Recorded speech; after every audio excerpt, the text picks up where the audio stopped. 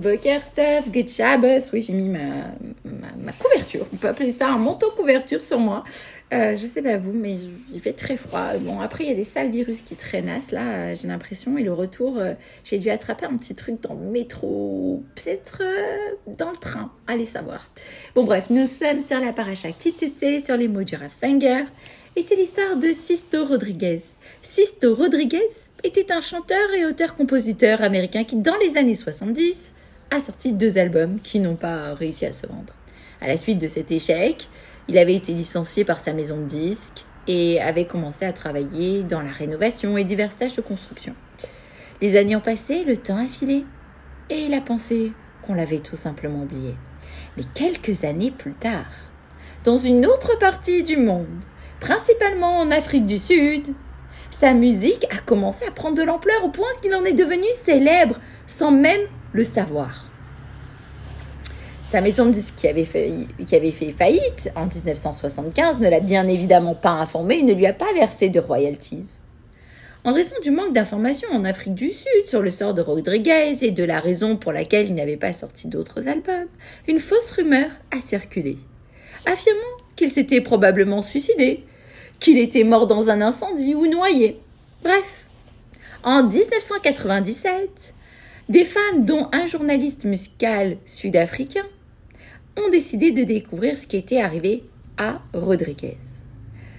Les recherches de ce journaliste l'ont finalement conduit à découvrir que Rodriguez était bel et bien en vie. L'enquête a été publiée justement dans un article à la recherche de Rodriguez.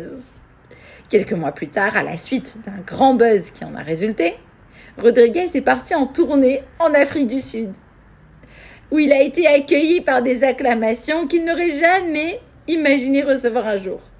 Plus tard, un film a même été réalisé sur sa vie.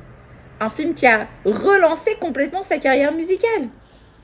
Il a quitté son ancien travail et a commencé à se produire dans le monde entier, faisant ce qu'il aimait le plus dans sa vie. Dans la paracha de la semaine, il est écrit « Lorsque tu partiras en guerre contre tes ennemis ». La vie est comme une guerre.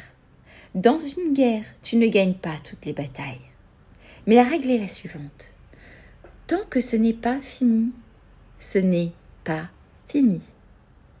Et ainsi dit le verset. Si tu continues à te battre et que tu ne renonces pas, même pas à toi-même, et l'Éternel, ton Dieu, le livrera entre tes mains. À la fin, n'oublie pas, tu seras victorieux.